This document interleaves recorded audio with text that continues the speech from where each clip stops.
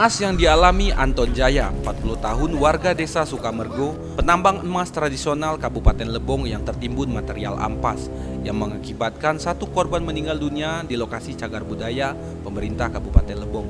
Kejadian tersebut pada hari Kamis 23 September 2021 sekitar pukul 13.20 waktu Indonesia bagian Barat yang bertempat di lokasi cagar budaya Pemkab Lebong yang berada di Dusun Kaler, Desa Lebong Tambang, Kecamatan Lebong Utara. Adapun identitas korban penambang emas tradisional yang tertimbun material ampas di lokasi cagar budaya yakni Anton Jaya, 40 tahun, warga desa Sukamergo.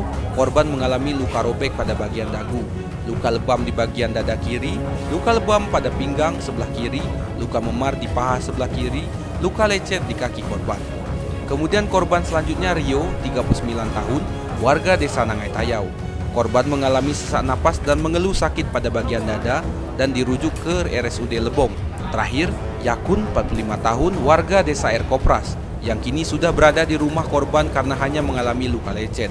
Dari ketiga korban, satu korban meninggal dunia akibat tertimbun material ampas. Sebenarnya gini, masalah pengambilan ampas ini, Pak Kapolres sudah berulang kali turun ke lapangan beserta kita, ya, menghimbau, ya, malahan mengamankan ke Polsek. Di Polsek membuat perjanjian tidak akan mengulangi lagi. Tapi nyatanya para warga masih ramai-ramai mengambil ampas. Nah, itu permasalahannya. Kita udah berulang kali tuh menghimbau, malahan tadi pagi anggota sekitar jam 11 udah melakukan himbauan juga di lokasi ini supaya bubar. Ditambahkan Kapolsek Lebong Utara bahwa kronologis kejadian pada hari Kamis 23 September 2021 sekitar pukul 8.30 waktu Indonesia bagian Barat, korban bersama kedua rekannya dan 30 orang warga lainnya mengambil material ampas yang mengandung emas di lokasi cagar budaya Pemkab Lebong. Untuk lokasi pengambilan ampas di lokasi cagar budaya berada di titik Tong 5, tempat lokasi pengolahan emas peninggalan Belanda. Sekiranya pukul 13.20 waktu Indonesia bagian Barat, korban bersama kedua rekannya mengambil material di pinggir Tong 5 dengan cara menggali pondasi tong yang terbuat dari batu semen. Sewaktu menggali, tanah di samping dan di atas korban mengalami longsor yang mengakibatkan material ampas menimbun korban bersama kedua rekannya. Kemudian saksi Freddy Apiko berteriak meminta pertolongan untuk menyelamatkan korban beserta dua rekannya. Kemudian rekan-rekan penambang emas tradisional lainnya menyelamatkan korban beserta kedua rekannya.